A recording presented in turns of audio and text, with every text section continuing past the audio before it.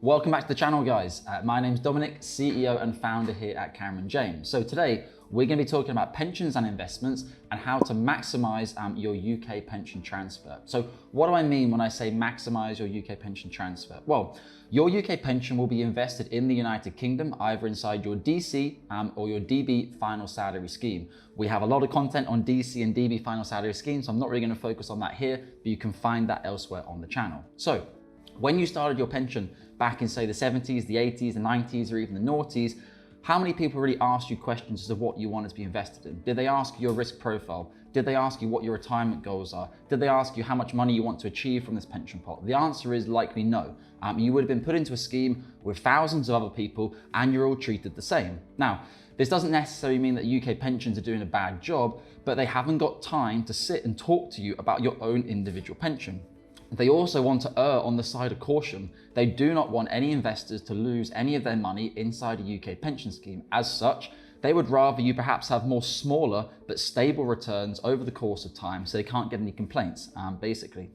The problem with that, though, is if you see how the markets are growing over the course of your lifetime, the S&P 500 in the US is averaging 10% return over the past 30 years. If your pension pot in the UK is growing at 2 or 3% return, you're not actually that far above inflation, currently riding around 2% on average by UK guidelines. So the problem is, how do you maximize it? Well, you have the option to transfer your pension out and actually invest it in line with your own attitude to risk. Now, you may say to me, Dominic, Cameron James, actually, I am a conservative investor. I would like to have a higher weighting of fixed interest assets as opposed to equities. However, the majority of people we speak with are normally doing pretty well. They've got a good career, they've got a good salary, and they're saying to me, you know what, Dominic, I want to grow this money. I want to make it more. I want to pass it on to my wife, my husband, my children, my grandchildren. This is my legacy. I already have income and other assets I can live on in my retirement. I really want to grow this. So that's where a pension transfer comes into play.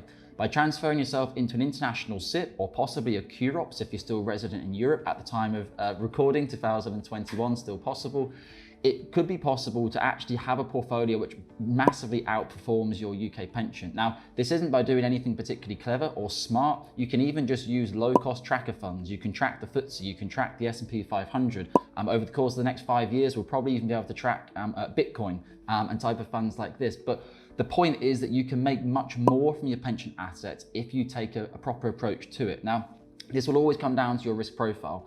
The higher your risk profile, the more amount of equity which you can have in your portfolio. And by the law, you will always end up with a higher level of returns over the course of a 5, 10, 15 year period by the average of returns of higher equity versus lower equity. So that is really how you can maximize your UK pension. But you have to just sit and ask yourself, when was the last time your UK pension asked you anything? Do they even send you documentation? Most of my clients say, Dominic, on the 1st of January each year, I get a letter in the post telling me what the valuation is. It's invested in a load of random underlying funds. I don't know what it's invested in. I don't know what the returns those funds are. I don't know how much those funds cost.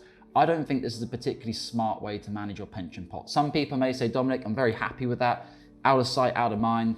It grows a little bit in the UK. I'm happy with that. But for the majority of our clients, that's not what they're looking for, particularly when they compare their UK pension, when they set up a lump sum investment with us and they compare the performance between the two, the performance is not very good. Also, another very important thing about a UK pension wrapper is that it's free from capital gains tax. This means you will not have a better solution to grow your money in than a UK pension. So what I was always advised inside your UK pension is to be as aggressive as possible.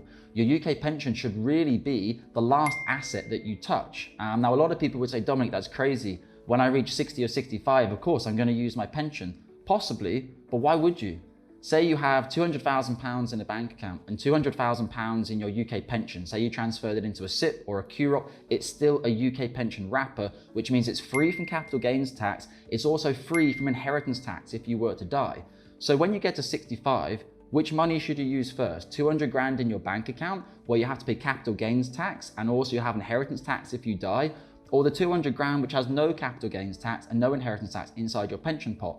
Obviously, you should use your bank account assets first before your pension. So for a lot of my clients, it may well be they don't touch their pension pot until the age of 65, 70, 75.